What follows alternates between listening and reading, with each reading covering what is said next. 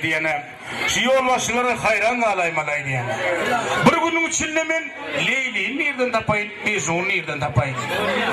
Ol gönlün Leyli bilen Mecnun'u tayin. Ağam, selamun aleyküm. Ve aleykümselam. Sağlık mı oğlum? Ağam ya adayla. Hayır betten. Ağat ne içiyorlar ağamca? Şükür Hudaya. Ey. Elde uyan oğlum o. Dövülür ya lalla üstünün altı yürü dövde de yemşerecek. Gel abulerimde. Ne hemşin geldin? Ağam iş alayan alma, iş işledim meli avulim. Ama işe aliyatın var ha. He. Bu vakit men işim başımdan ağırdık. Ağırdık. Ava. Şun ağrıkını menen sarp bolun olmuş ağırdığın ağrıkını. Sen sarp bolun benim işimken men var ha oyun koyyan. Koyu ver ağam, koyu ver. Menden soruş koyan bunlardır koyandı. Yo, teret şunda var ha. Leyli bilen Mecnun. Ha.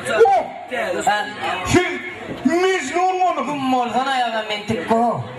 Yo, senin dikkatini bilyen. Yöne sen Mecnun onu oynan. Koyyan. Özün Mecnun ey. Ne mi diyen o çiş?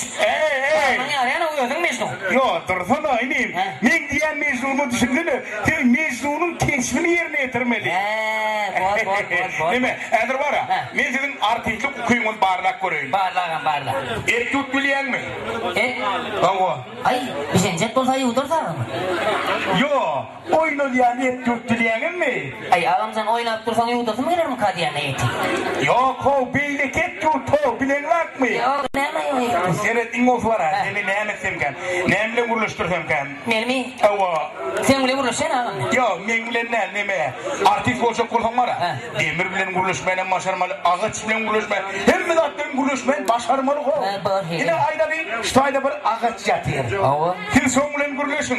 Ağam ben sen bile de oradan vuruluşup durna. Yo, ağaç bilen vuruluşun diyen. Ona iş alacak mı? Ava iş alacak. Ağaç bile vuruluşan mı? Ava.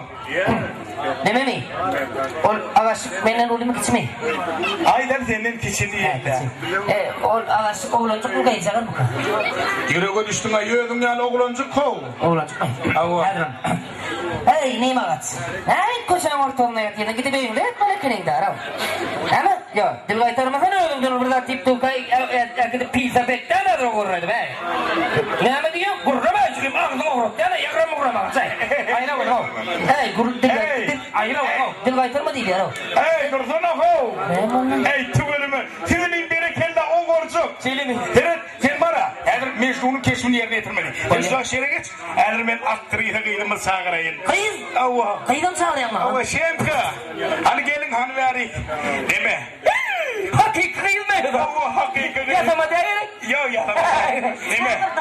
Ava çağırdım geçin he. Şu aşağıya durun. Deme ineyim. Siz var ya. Şu kıydı için dünya malın vermene tayin. Tolya bolunca mı? Burkstan koyunum ama.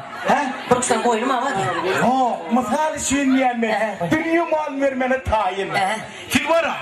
Hazır kıydı görüyeniz de aklını yitiriyeniz. Aklını yitiriyen? O aklını yitiriyeniz. Biz o aşağıya anında başladık. Ana yankı. Neyme gözleyen? Aklını? Yok zaten neyme gözleyen? Ya şu kaydı görüp yitiriyen değil miydin buna? İneyim. Düşünsene. Sen var ya. Ağırdan kıydı görüp Leyli'ydi. Bunun fakat Mecnun'di. Onun yeri hep ak. Düşündün mü? Ana başladık onunla. Leyli. Mecnun. Durra. Pekke.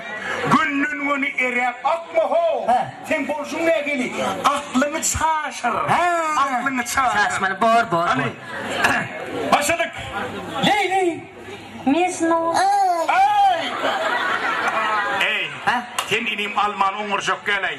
Kes avuştay. Men yerimde dur mene görködeyin sana. Yine derin ne? Emay bilen şeydip var yalnız. Leyli. Mecnun. Emay bilen elinden tut yalnız. Ay gelmişsin. Ana gördün mü?